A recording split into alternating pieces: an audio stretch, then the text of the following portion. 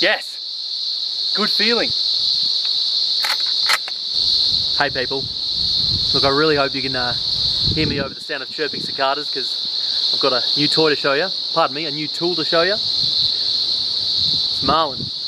Marlin 1894, chambered in 44 Magnum. Guys, I'm stoked. I want to tell you what, I feel like it's been a long time coming for me to get my hands on this. Because, look, my first ever firearm that I ever owned was a Marlin 3030. That's a Marlin 336. And I just loved that gun. I loved it so much, but for a bunch of reasons, it just made more sense for me at the time to get my hands on a bolt action. And I was getting really serious about deer hunting. And look, just the way it goes with money, I mean, I couldn't afford to own a collection, so I had to trade in that Marlin for my Remington, which I've been using for about the last decade. And that was a hard day. I've regretted it ever since, to be honest. I always knew I'd get a lever action back in my hands. And look, being just in the position I'm in, I can't afford to collect. But when there's a need, a hunting need, then I can justify purpose. And for a while, I've been thinking about trying to build a short, handy firearm, a carbine, that's just an all-purpose bush/scrub gun. And I tell you what, I reckon I've nailed it. This is the one. After a lot of consideration, I'm so glad to have this in the safe. Now, this is as it is out of the box. And it's cool like that, but look, I'm gonna, in a second, go inside of the shed, take you through a few things and take you through a few modifications. But I'm also going to elaborate a little bit more on exactly why I bought this and what it's really ideal for, the kind of hunting it's really keen for. So, anyway. Alright, in the shed now. Glad to be. God, those cicadas were blowing my eardrums out. Now, as I was just saying outside a moment ago, the need that I have for this kind of gun is as a generalist and an all-rounder. Now, the main market for these kind of firearms in Australia, I guess, comes down to, well, pig hunters mainly. Now, there's a lot of pig doggers who might buy one of these. There's a backup firearm. I've seen that happen quite a lot. But the main market, I think, is people who hunt pigs in areas like Western New South Wales. It's a scrub gun. That's what this is. It's a scrub gun. And a lot of the kind of shots that I might take are taking pigs in thick lignum around 10 to 20 metres, maybe up to 50. And look, I'll be very interested to see the kind of range that I can get out of this firearm.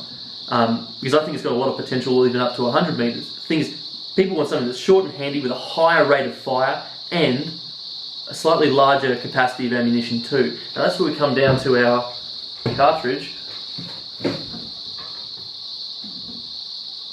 44 Magnum.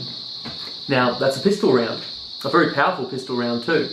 And there's quite a few lever actions that find themselves chambered in these pistol rounds. I guess the concept back in the day, late cowboy times, was that you could have a round that was compatible in both your rifle as well as your revolver. That's not something I need to focus on right now, but it's a kind of cool concept. Point being is you can also get a much higher magazine capacity, or a capacity in the tube here, because these are tubular magazines. This one can take up to 10. Now I think that's pretty cool. There's a lot of times where I don't see myself actually loading it up that much, just because I won't need to.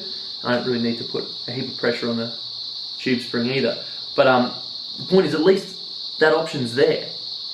And what's more, to have a high capacity like that with a round that's capable and does its job, and it's still a really light gun, now that's where its appeal is for me. I mean, I'm seeing myself taking this on a lot of fishing trips and things like that, where it's legal and possible, of course, but you know, might be fly fishing through a mountain stream, and who knows what kind of deer, pigs and goats you might come up against. Well, I do know, every time I don't bring a gun, it's amazing how much I end up seeing, and it's frustrating, but that's fine. Another good reason that I bought this, there's a pig explosion going on right now in New South Wales since it's gotten really wet. I think I elaborated on that in the last video, but this is a reaction to that need too. I see myself taking the full spectrum of game with it though.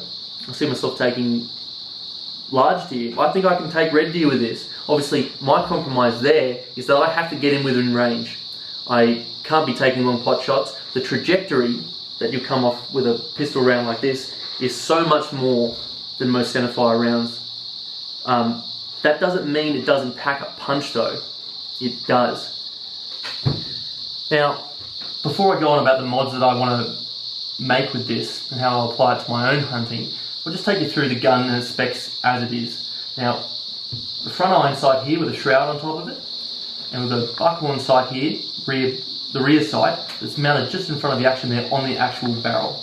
Now, there's no windage adjustment on the rear. It actually involves you adjusting the front by actually tapping the front sight either way that you want to adjust it. So, a blunder system than some iron sights, but that's fine. I might even consider putting a peep sight on the back here at some stage. Now, for those of you who aren't that familiar with lever actions, so you'll cycle this way, but we've got the hammer at the back here, which has a half cock mechanism. Now, it's an empty firearm. That's how it lands. Now, if I pulled it all the way back, it'd be recocking it, or I could pull it halfway. Now, traditionally, on these lever actions, that's the traditional safety catch. When it's on half cock there, nothing can happen. Newer Marlins, now the older versions of the 1894 never had this, but newer Marlins have a crossbolt safety here, which basically prevents that hammer from ever hitting the firing pin. Now, rounds get loaded in here and fed straight up into the tube. 10 round capacity for the 44 Magnum. It's very generous, and it's the legal maximum that we can have for a centerfire in Australia. So that works just fine for me. It's an aesthetic thing, but these 1894s have a straight stock to them, and I love that. Now, there's some very modern looking synthetic stock versions of Marlins coming out. I know a lot of people are very excited about them. A lot of them have 16.5 inch barrels. This is a 20 inch barrel on this one, but the reduction in barrel size for these new ones also means a reduction in the tube size, so that they have a smaller magazine capacity like that. That's just the way they are, that's the compromise. Those ones, these new ones, don't have a straight stock like this. It's not a practical reason, it's an aesthetic reason. I just like that. I think it's sexy, and that was largely one of the reasons that I went for the 1894 like this in its traditional form. I just love it. And you know, having sexy wooden firearms like that too, I mean, I take pride in them. I mean, there's every argument about having a synthetic and not getting wood damaged and all that, but it's about time that I had a traditional proper Walmart stock on one of my guns. I like it that way. It's good. Now, this is not going to be my reason for owning this, but there's a lot of occupational uses you can have for a firearm like this. It's a good ranch gun, in the sense, again, that it's compact, handy, has a round that does its job. I'm talking about putting down stock if you have to, people who are involved with pig trapping and things like that. It's an ideal gun for those kind of uses. It's the kind of firearm that a landowner of a large station or something that they have to be patrolling stock, droving, trapping, checking wild dog traps and snares, pig traps, all that kind of thing. It could really have an applicable use for that. So I just keep naming them off. This gun has a lot of potential for a lot of different uses. Now, a lot of modern day hunters who are using lever actions are starting to add red dot sights to their rifles. One have been for quite some time now. There's a lot of really good reasons for doing that, particularly when it comes to fast moving short range hunting.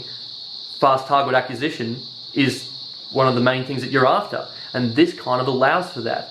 Now, I have next to no experience with red dot sights at all. The idea of something that can allow me to quickly bring the rifle up, both eyes open, and I'm just focusing on the game, and I'm bringing the rifle up to myself as I'm focusing on that game.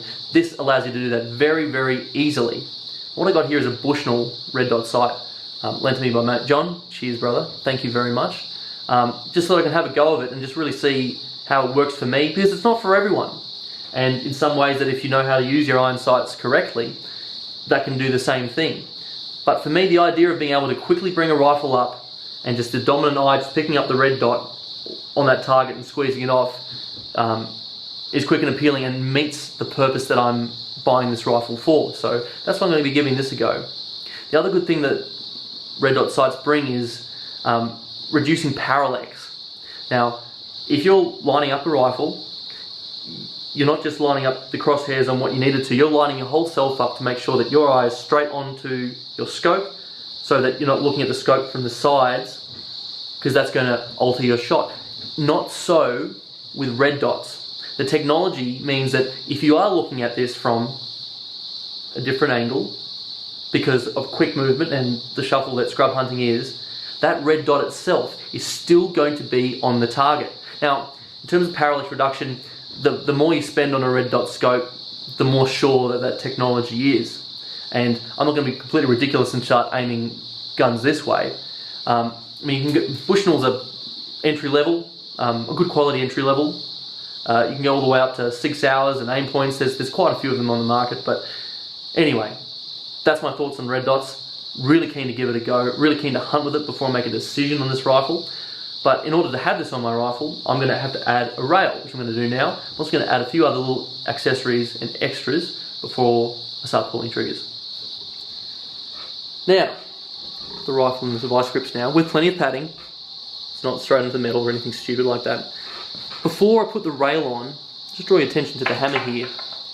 So the hammer goes straight up and down, right down the centre of the rifle. Now, it's become standard with these to provide hammer extension. Now this means that you can grip the hammer with your thumb on either side of that hammer. And the purpose for this is that people who wanted to mount a scope on top of here, well, this is not a scope, but similar scope size here, would be jamming their thumb in between the scope and the hammer is becoming awkward and very unpractical.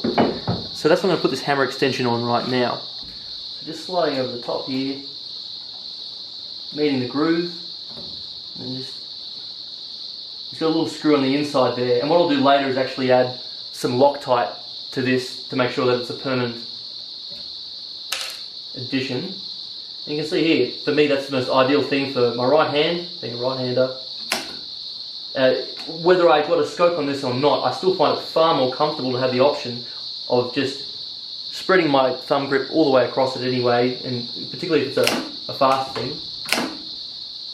Full thumb coverage, I'm not going to miss it. So this is going to put the rail on, and for a lot of rifles, mainly Marlins, I mean, you'll get a full length rail that just covers one piece that covers all of this.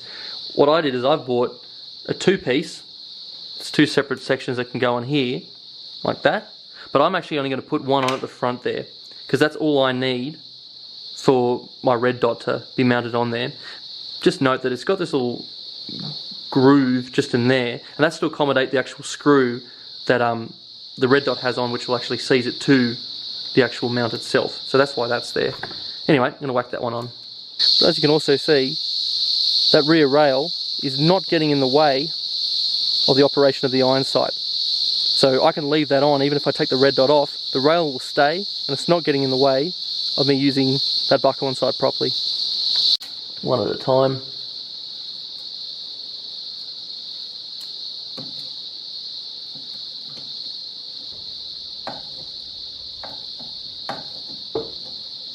Now, so this is where this would slip straight on top of this, just into the groove there, like that. And we'd cinch it up with the Allen key. Alright, well, I've got a target set up there on a stump at about 50 metres. So when I did a rough sighting in job of this, when I first got it, I got it into about 40 metres, roughly, give or take, and it was on, but I could do a lot better. What I really want to ascertain, big words, what I really want to work out from this little session now is just how much the 44 drops at a bit of range. I'm going to be doing shots from 30 metres, bring it even back to 40 and 50, maybe 60. Could skip a few in the middle, but I just want to see how it's behaving, because there's a lot of trajectory on the 44 round. And I mean, half the reason I got the 7mm08 round, which I've been using for the last decade or so, is because it's such a flat shooter. I really haven't had to worry about it that much. With this, it's a much bigger factor. And look, it's, yeah, again, it's a scrub gun. I'm using it for much shorter range shooting. Thick bush, bit of lignum scrub and all that kind of thing. But it'd be really nice to know how much I can get out of it. And a lot of that will have to do with seeing if I can sight it at a certain distance, maybe an inch or two higher than where the red dot's sitting. So that it's a kill shot, but that's going to take care of a little bit of that trajectory and just draw it out a bit further. Also, the other thing I've really got to work out is what size of dot is really going to work for me, because, you know, the smaller you go, yes, like if you go to the very smallest, technically it should be more accurate, but will I actually be able to see it at short notice when I actually just bring the gun up? And if I can't, well then that's no good. How is it affected by a bit of glare on the horizon in the morning? Things like that, etc. I'm actually going to just use the bonnet to shoot off here at the start. Just put a jumper down and get a bit of a soft rest. Now, got a little bit of crosswind, but I'm not too fussed. In fact, it's kind of starting to come towards me now a bit more, which is not a problem. You know, if I hadn't trimmed this back a few days ago, I think Ian McCullum might be chasing me for some kind of copyright offence, but that's okay. He's a good man to emulate in a time like this anyway.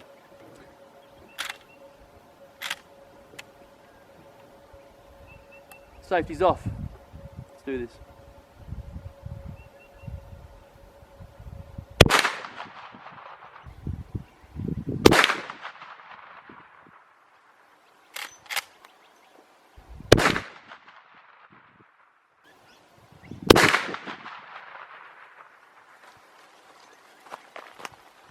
Yeah, it was an outlier.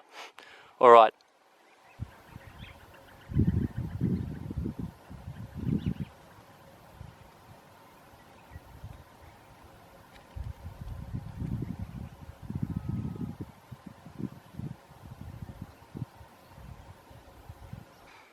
Shame about the outlier. I like to be a bit more consistent with my shooting. But from those two that we can kind of get where this is on. At 50 meters, that was 50 meters just then. The fact that it's just a touch high, not the outlier, but those two, doesn't actually worry me too much. And the closer I get, I'm going to go in for about a 30 meter shot in a second just to see the difference. That group will naturally be tighter, hoping that there's a bit of drop from there. Yeah, so I'm going to adjust that now. You see where it says the R, that's for right. People got to remember that's the impact of the bullet. That's the point where the bullet's hitting. You're moving the bullet, not other parts of the sight. So I'm going to move that left. I'm going to do 2 clicks and see how that changes things. 2 clicks.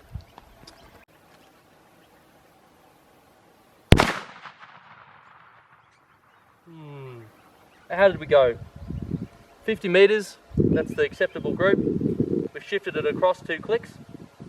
So at 30 meters we've got it here. I'd say at 50 meters if I shot it again, the right shots would be up there.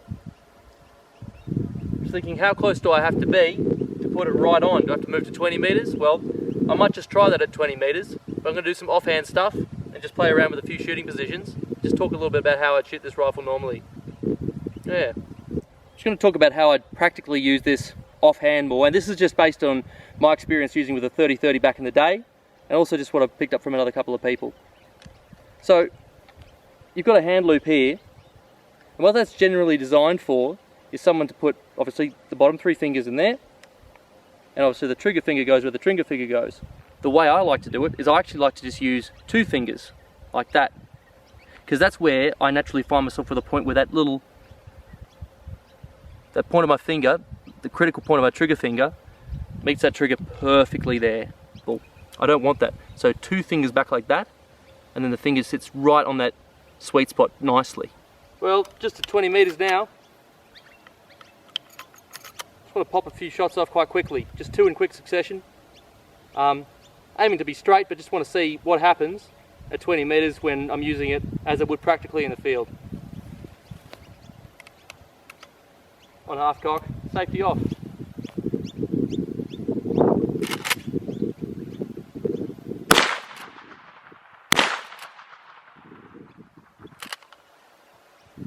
Alright, well, that was the first shot, that was the second shot. Don't really like this one. Thumbs difference. It's my shooting technique is one factor.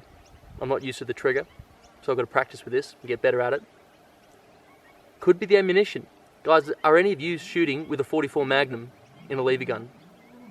If you are, and you do it often, got any experience with it, is there an ammunition, a factory ammunition that you recommend? Love to hear about it. At some stage I think I should take 2 different ammunition types, put them side by side, the range, and just see the difference. Well folks, look, it's a work in progress, but I'm loving the way it feels to shoot, and it just needs a bit of fine tuning. And if you guys have any feedback to help me with that, just ammunition types or just your own experience with lever actions, I'd love to hear about it. Anyway, but thanks for watching guys, and yeah, keep it natural.